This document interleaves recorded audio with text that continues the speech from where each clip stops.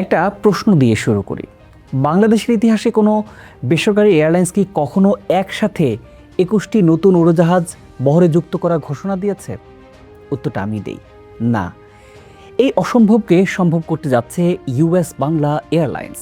২০২৭ সালে একসাথে ২১টি brand new Boeing 737-8 উড়োজাহাজ যুক্ত হলে শুধু একটি কোম্পানির বহরই বড় হবে না, বদলে যেতে পারে বাংলাদেশের পুরো এভিয়েশন শিল্পের চিত্র। বিদেশি এয়ারলাইন্সের আধিপত্য কমবে নাকি আরও তীব্র হবে? ঢাকা, চট্টগ্রাম ও সিলেট কি সত্যি আঞ্চলিক এভিয়েশন হাবে পরিণত হতে পারবে? আর দেশের তরুণদের জন্য কতটা নতুন কর্মসংস্থান তৈরি হবে?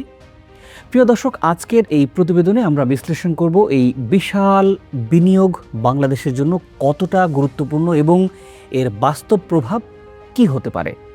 পুরো আয়োজনে আপনাদের সাথে থাকবো আমি শাহাদাত হোসেন। চলুন শুরু করা যাক।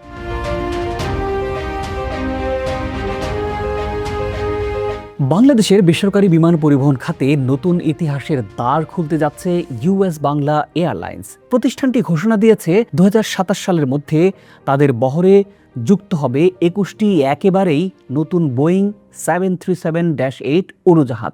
সংখ্যাটি শুনতে যতটা সহজ মনে হতে পারে, বাস্তবে এটি ততটাই বড় একটা সিদ্ধান্ত। কারণ বিশ্বের শীর্ষ 5টি এয়ারক্রাফট লিজিং প্রতিষ্ঠানের মাধ্যমে এই সব উড়োজাহাজ সংগ্রহ করা হবে। আর এই পুরো প্রকল্পের আনুমানিক মূল্য প্রায় ১.১১ বিলিয়ন মার্কিন ডলার, যা বাংলাদেশি টাকায় প্রায় ১৪,০০০ কোটি টাকারও বেশি। প্রশ্ন হচ্ছে, একটা বেসরকারি এয়ারলাইন্স কেন এতটা বড় বিনিয়োগের সিদ্ধান্ত নিল? প্রিয় দর্শক, এর উত্তরে লুকিয়ে আছে বাংলাদেশের দ্রুত বাড়তে থাকা বিমান যাত্রীদের সংখ্যায়। গেল কয়েক বছরে দেশের মধ্যবিত্ত জনগোষ্ঠীর আয় বেড়েছে, বিদেশে কর্মসংস্থান বেড়েছে, পর্যটন ও ব্যবসায়িক ভ্রমণও বেড়েছে। কিন্তু সেই তুলনাতে দেশীয় এয়ারলাইন্সের সক্ষমতা তেমন একটা বাড়েনি।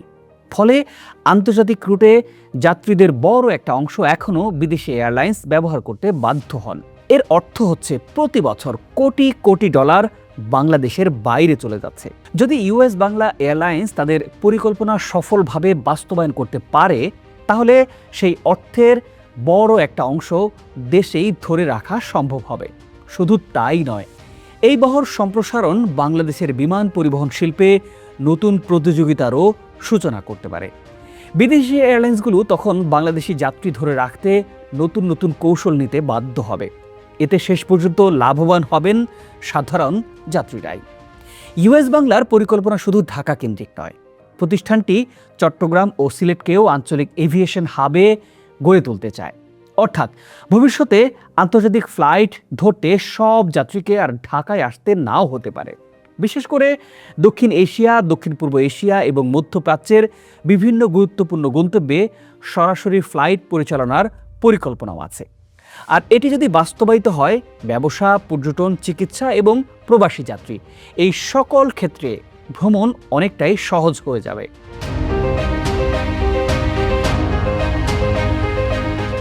বিশ্ব এভিয়েশন শিল্পে মাঝারি আকারের একটা এয়ারলাইন্সের জন্য এক বছরে ২১টি নতুন উড়োজাহাজ যুক্ত করা মোটেও সাধারণ ঘটনা নয়। কারণ শুধু বিমান কিনলেই হয় না।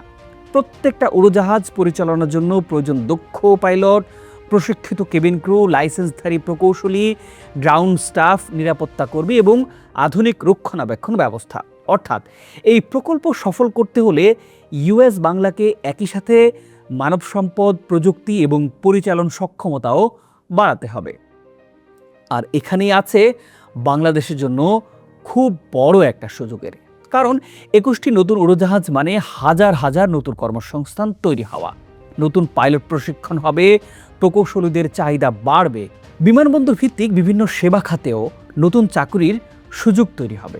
অর্থাৎ এই বিনিয়োগ শুধু একটি কোম্পানিরই নয়, পুরো এভিয়েশন ইকোসিস্টেমকে বড় করবে, এটা নিঃসন্দেহে বলা যায়।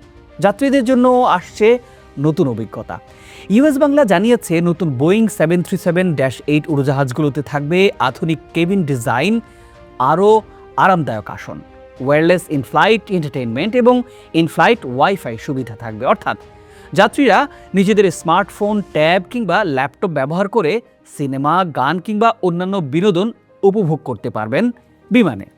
বিশ্বের বড় বড় এয়ারলাইন্সে যেসব সুবিধা এখন সাধারণ বিষয়, সেগুলো ধীরে ধীরে বাংলাদেশি যাত্রীদের কাছেও পৌঁছে যাবে।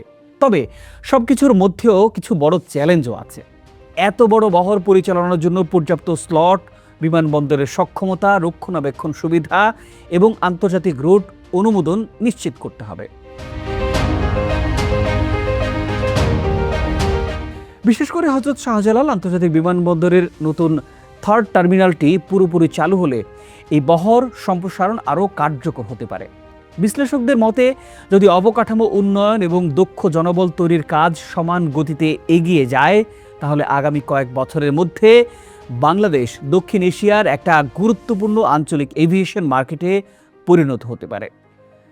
ইউএস বাংলা 21টি নতুন বোয়িং যুক্ত হওয়ার ঘোষণা কেবল একটা ব্যবসায়িক সিদ্ধান্ত হিসেবে আমরা দেখছি না। এটি বাংলাদেশের বিমান পরিবহন খাতের সক্ষমতা, আত্মবিশ্বাস এবং ভবিষ্যৎ সম্ভাবনার একটা বড় বার্তা দিচ্ছে।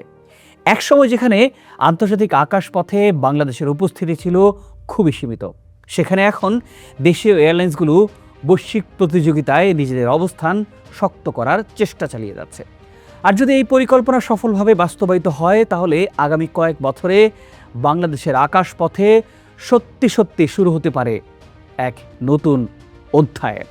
প্রিয় দর্শক, ইউএস বাংলা এয়ারলাইন্সের এই বিশাল বিনিয়োগের যে ঘোষণা, সেটি কি বাস্তবায়ন করা সম্ভব? নিশ্চয়ই আপনার মন্তব্য জানাতে পারেন বিষয়টি নিয়ে। প্রতিবেদনটি ভালো লাগলে লাইক ও শেয়ার করতে পারেন। এভিয়েশন খাতের এমন খবর জানতে আমাদের চ্যানেলটি সাবস্ক্রাইব করে আমাদের পাশে থাকতে পারেন। ভালো থাকুন, সুস্থ থাকুন। দেখা হবে পরের বিশ্লেষণে।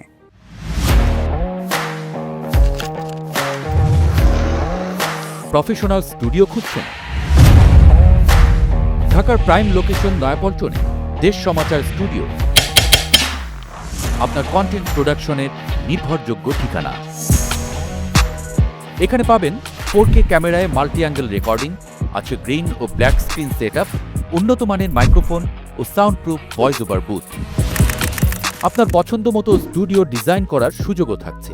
হযরত Shahjalal news content, talk show, interview বা পডকাস্ট, যা কিছুই করেন এখানে পাবেন প্রফেশনাল সেটআপ আর ফুল এডিটিং সাপোর্ট। আপনার চাহিদা অনুযায়ী বুক করতে পারেন আজই। কল কিংবা হোয়াটসঅ্যাপ করুন এই নাম্বারে 017202106557। ভিজিট করুন আমাদের ওয়েবসাইট ও ফেসবুক পেজ।